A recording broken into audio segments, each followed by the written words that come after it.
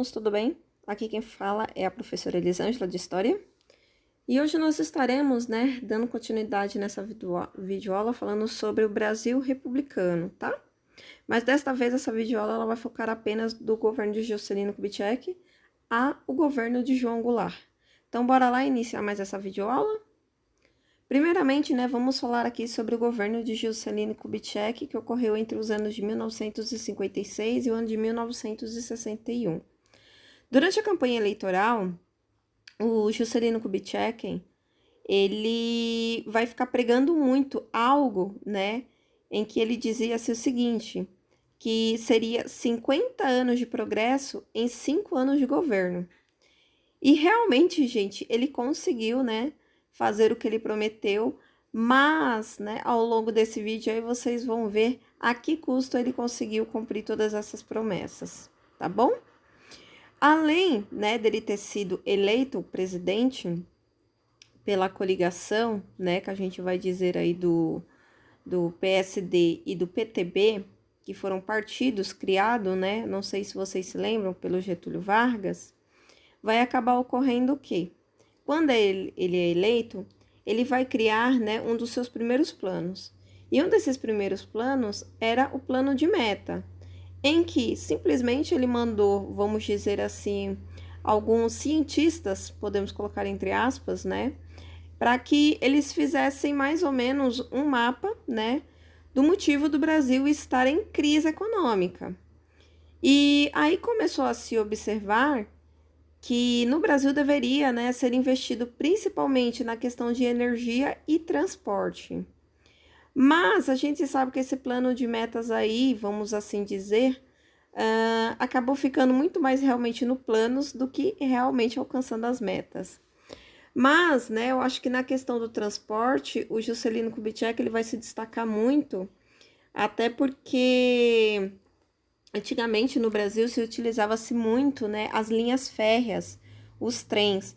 E vai ser durante o governo de Juscelino Kubitschek que muitas estradas vão acabar sendo construídas e ele vai, vamos dizer assim, incentivar, para que o uso de carro, de automóveis, seja cada vez mais utilizado aqui no Brasil.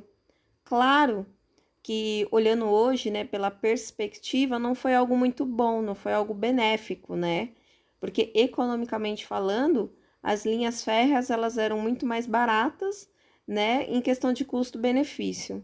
Mas já fez, e aí a gente aguenta as consequências até os dias atuais sobre essa questão da utilização de transporte, Além disso, ele vai, vamos dizer assim, incentivar muito para que o Brasil ele receba, investimento de capital estrangeiro.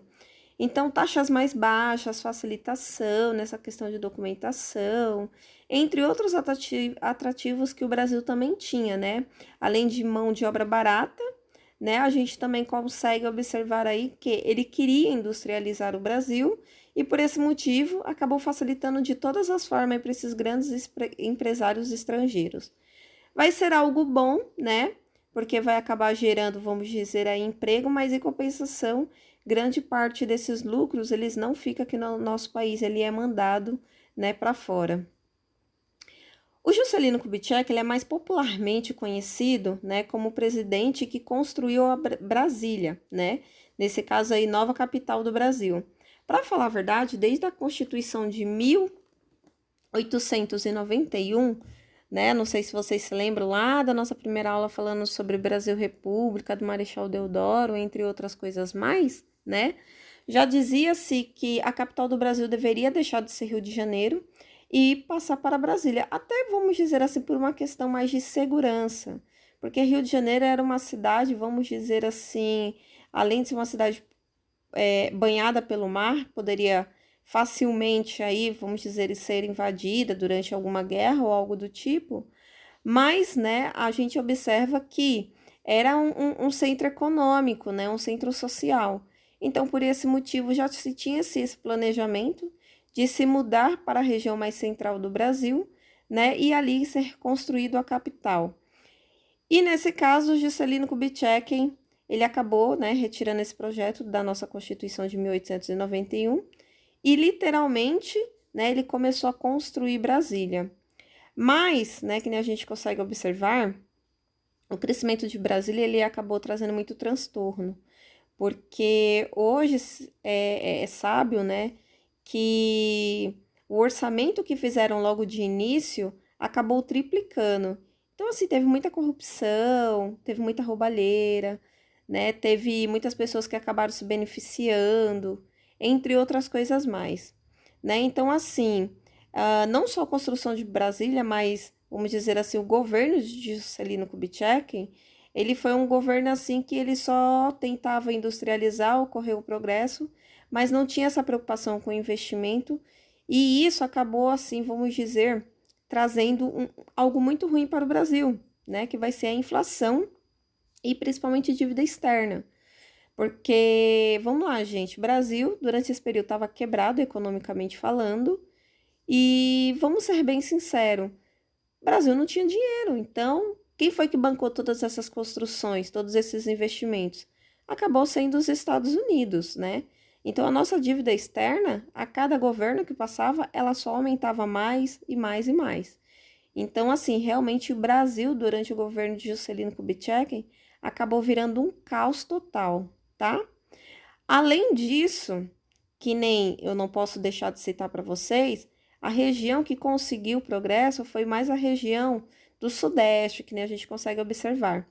E a região Nordeste, ela vai acabar questionando muito essa forma de política e eles também vão querer, né, que aquela região ela seja, vamos dizer assim, que receba investimento industrial. E aí aonde, né, ele vai acabar criando a famosa SUDENE, que é a Superintendência do Desenvolvimento do Nordeste. Mas a SUDENE, ela vai acabar sendo totalmente fracassada, porque vai começar a observar que aquela região, vamos dizer assim, não era uma região muito propícia, podemos assim dizer, por essa questão de industrialização. Então, o foco ainda continua, né, sendo principalmente São Paulo e Rio de Janeiro, tá bom? Bem, vamos agora, né, falar sobre o governo de Jânio Quadros. Juscelino Kubitschek, quando ele deixou o seu mandato, né, vai ocorrer eleições novamente, e o Jânio Quadros, ele vai ser, assim, um personagem que vai surgir, né, como sendo candidato da UDN, que era o candidato, vamos dizer assim, da oposição, desde o momento do governo, né, a gente diz aí a UDN, ela sempre foi desde a oposição, desde o governo de João Goulart, né, não sei se vocês se lembram aí de algumas videoaulas passadas, e foi muito assim, vamos dizer, surpreendente quando Jânio Quadros ganhou, porque ele era uma figura assim totalmente ícone para a época. Para começar, né, ele utilizava como símbolo da sua campanha a vassoura, e ele dizia simplesmente que ia varrer toda a corrupção que estava ocorrendo, né, no Brasil, ou seja, durante o governo de Juscelino Kubitschek. E não só por isso, né, por ele ser assim uma pessoa totalmente excêntrica, ó, né? Hoje se sabe-se que ele montou praticamente um personagem. Então, ele usava roupas, vamos dizer assim, velha, suja, e saía à rua, assim, sabe? Tipo, simplesmente para querer mostrar que era o representante dos trabalhadores. E, né, ele acabou sendo eleito, que foi uma coisa, assim, inédita, né? Até para o próprio partido. E ele teve como vice, né, o João Goulart, que nesse caso, né, seria da coligação do mesmo partido que a gente veio falando de Getúlio Vargas, tá? Então, nesse período, gente, era muito comum o presidente ser eleito por um partido e o vice ser eleito por outro, tá bom? Claro que logo quando o Jânio Quadros ele assume, né, a presidência, um dos primeiros atos dele vai tentar fazer o quê? Principalmente cortar créditos, né, financiamento, entre outras coisas mais, e o salário dos trabalhadores. Só que a gente sabe que tem um problema, né? Para você poder alterar qualquer tipo de lei, você tem que passar pelo legislativo. E claro que o legislativo vai barrar essas ideias aí, porque eles falavam assim o seguinte, que além de ser incoerente, até porque o Brasil já estava vivendo num período de inflação, perdão, eles também não queriam, vamos dizer assim, ficar impopular perante a população. que já estava bem satisfeita, né? Principalmente depois do governo de Juscelino Kubitschek. Claro que, como ele não conseguiu fazer essa mudança pelo legislativo, ele vai acabar criando aí, vamos dizer, alguns pequenos atos, né? Em que proibiu-se a briga de galo, que na minha humilde opinião acho que foi algo bem bacana. O uso de lança-perfume, tá? Durante o carnaval. Temos que lembrar, né, com a cabeça da época, que aquilo dali era permitido, hoje é totalmente proibido. Mas quando ele fez essa proibição, imagine, né, a insatisfação da população. Além disso, né, outra coisa que ele vai acabar proibindo aí vai ser o uso de biquínis, né, em concurso de beleza. Logo aqui no Brasil, que temos essa mania de mostrar sempre, né, um pouco mais do nosso corpo. E, além do que eu já citei aqui para vocês, ele também vai proibir, né, a corrida de cavalo durante a semana. Então, foi assim, foram pequenas coisas que ele fez e deixou a população insatisfeita, né? Então, ele, vamos dizer assim, ele acabou se tornando um presidente, vamos dizer assim, muito mal visto. Além dessas, vamos dizer assim, coisas que ele fez, que essas loucuras que ele fez, não podemos esquecer, né, que estamos aí no período da Guerra Fria. E ele simplesmente vai ignorar qualquer tipo de ato de aliança, né, que se tinha-se com os Estados Unidos. E ele vai falar assim o seguinte, né, que o Brasil deveria ser um país que não deveria se aliar a ninguém. Então, por esse motivo, né, ele, vamos dizer assim, vai tentar ter um governo meio neutro e vai se aproximar principalmente dos blocos socialistas. Só para vocês terem uma ideia, esse cara ele chegou até a condecorar, né, o Che Guevara. Então, imagine você condecorar, né, um líder de uma revolução socialista, e sendo que Cuba, ela era totalmente, vamos dizer assim, inimiga dos Estados Unidos. E o Brasil, dependendo economicamente dos Estados Unidos, vamos dizer, né, acabou criando mais insatisfação ainda com os nossos vizinhos. Claro que o Jânio Quadros, ele já não era mais tão popular, então, assim, em menos de um ano de governo, ele acabou renunciando, tá? E acabou deixando uma carta renúncia explicando, né, o motivo. E ali ele fala que tinha pessoas que eram contra ele, fala sobre conspiração, entre outras coisas mais. Hoje, né, muitos historiadores, jornalistas da época, eles acreditam simplesmente que Jânio Quadro ele fez isso daí como uma tentativa, vamos dizer assim, de fazer uma aclamação popular, né, para que ele voltasse e quem sabe até se fortalecer, dar algum tipo de golpe de Estado, entre outras coisas mais. Claro que, né, a população insatisfeita deu graças a Deus por ele ter saído e, né, como ele renunciou, não tinha mais o que se fazer. E aí, né, quem deveria assumir a presidência do Brasil era o João Goulart. Só que tinha um porém. O João Goulart, né, por conta dessa, vamos dizer assim, dessa aliança com os países do bloco socialista, ele se encontrava na China durante o período da renúncia. E isso daí vai acabar trazendo, vamos dizer, uma confusão muito grande, politicamente falando, porque quem acaba assumindo a presidência vai ser um personagem chamado Pascoal Ranieri Mazzilli. Gente, gravem bem esse nome, que a gente vai falar muito sobre esse personagem. Ranieri Mazzilli. E ele nada mais era, né, do que o presidente da Câmara dos Deputados. Então, ele assumiu provisoriamente a governança do Brasil até a vinda de João Goulart. Só que teve um problema, porque se juntou o ministro da Guerra, da Marinha e da Aeronáutica e falaram assim o seguinte, que o João Goulart, ele não deveria assumir a presidência, até porque eles tinham medo do Brasil se tornar um país socialista. E bem, agora eu vou falar um pouco para vocês, né, do período da República Parlamentarista. Bem, o que poucas pessoas sabem, né, que o Brasil teve sim, né, um regime parlamentarista durante o período republicano. E isso ocorreu entre o ano de 1961 e 1963, tá bom? E que nem a gente consegue observar, o José Machado Lopes, que era o comandante do terceiro, né, exército, e o Leonel Brizola, eles vão começar a fazer uma campanha da legalidade, porque eles simplesmente vão falar assim, o que os três ministros, né, fizeram foi um golpe. e eles não poderiam aceitar isso daí, porque se tinha o vice-presidente no Brasil, ele que deveria assumir a presidência. E claro que essa campanha aí, né, acabou, vamos dizer assim, gerando uma inconformidade da própria população brasileira. E por esse motivo, né, acabou sendo criado uma emenda, né, constitucional número 4 da nossa Constituição de 1946, né, que foi durante o governo aí de Dutra, em que ele dizia-se o seguinte, que a partir daquele momento o Congresso Nacional ele vai criar o sistema parlamentarista no Brasil.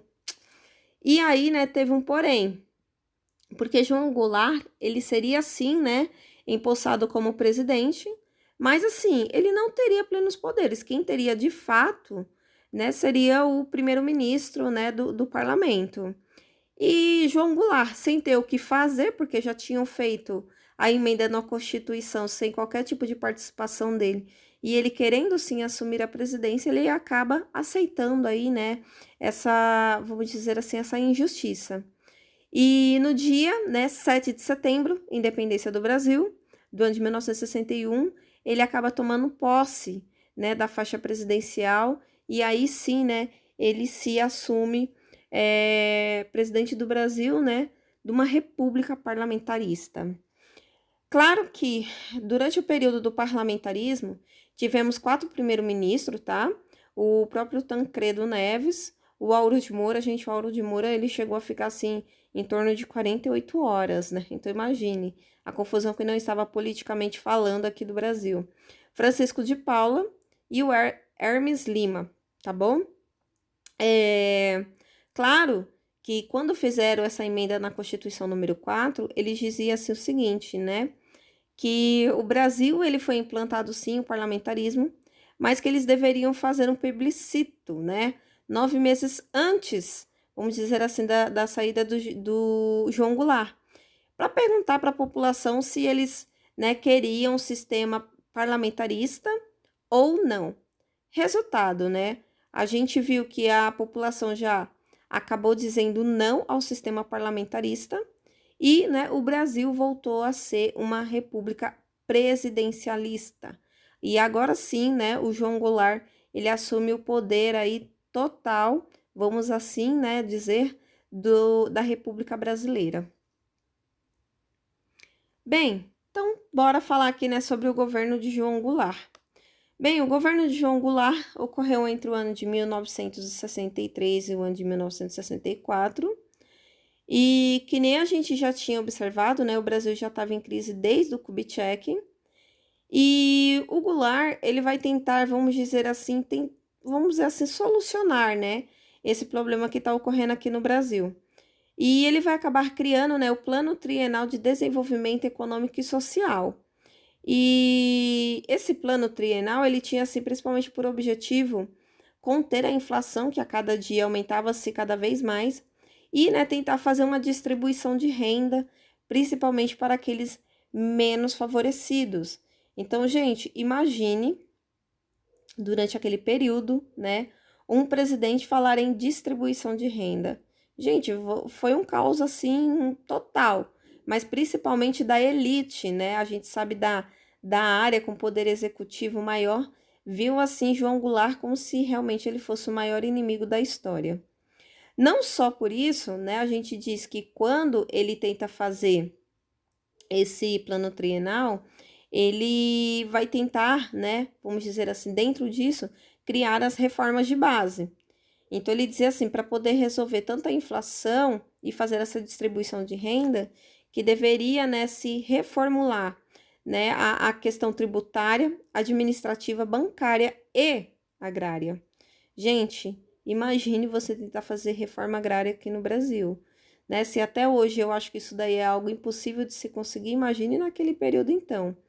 E claro que quando ele tenta fazer essas reformas de base, ele não vai ter apoio nenhum do legislativo, e só que ele vai tentar aclamar, né, a população para fazer com que literalmente a população ela faça uma pressão ao legislativo.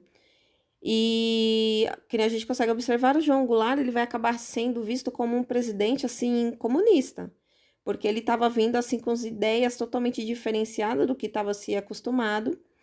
E por conta disso daí, gente, ele vai arrumar muitos inimigos, né, durante o seu governo. Então, só para vocês terem uma ideia, né, os próprios militares, os anticomunistas, grandes bancários e empresários, entre outros setores aí, eles vão acabar se organizando para tentar dar um golpe de Estado, né, em João Goulart. Para falar a verdade, né, o João Goulart ele já estava tentando sofrer um golpe militar desde o ano, né, de 1961. Mas, que nem a gente conseguiu observar aí, né, depois de tantas, vamos dizer assim, contradições, entre outras coisas, quando ele assume o governo, todo o projeto, né, o povo literalmente tenta barrar. E aí, né, com essa aclamação popular, ele vai acabar criando vários comícios, né? E o mais famoso dele vai ser o comício que vai ocorrer lá na Central do Brasil, no Rio de Janeiro, em que literalmente ele anunciou, gente. Ele literalmente afirmou que ia ocorrer sim, né, as reformas de base e principalmente a reforma agrária. Gente, imagina assim o caos que não ocorreu durante esse período. Claro que em oposição, né, aqui em São Paulo, criou-se a Marcha da Família com Deus pela Liberdade, né, em que eles diziam assim o seguinte: o que o Goulart estava querendo fazer era uma coisa totalmente insana, que não seria viável e que ele era o maior inimigo do Brasil. Então, por esse motivo, só para vocês terem uma ideia, Goulart ele vai acabar sofrendo aí várias oposições. Ele já estava totalmente enfraquecido durante o seu governo, mas vai acabar ocorrendo assim uma cena, né, em que ele vai entrar em conflito direto, né, com os marinheiros. E esses conflitos, vamos dizer assim, vai enfraquecendo mais ainda seu poder, porque algumas áreas, né, vamos dizer aí do exército em si, que ainda apoiava ele, vai literalmente ver como ele fosse o grande inimigo da nação, tá? E claro que o golpe, né, que a gente vai estar estudando nas próximas videoaulas, né, que vai ser aí, né, a ditadura militar, vai ocorrer no dia 31 de março do ano de 1964. E literalmente os militares eles vão tomar o poder, né, de João Goulart sem qualquer tipo de resistência. Claro que algumas alas vão tentar dar apoio a Goulart, mas ele vai se recusar a qualquer tipo de resistência e vai falar assim o seguinte, né, vamos deixar o Brasil aí para eles e vamos ver o que acontece. E aí a gente acaba iniciando, né, o regime militar. Tá bom, turma? Bem, eu espero que vocês tenham gostado da videoaula. Se caso vocês tiverem alguma dúvida, pode deixar no comentário que eu estarei respondendo, tá? Na próxima videoaula, que eu já citei, nós estaremos falando sobre o regime militar. Então, a gente se vê até o próximo vídeo. Beijo, beijo. Tchau, tchau, turma!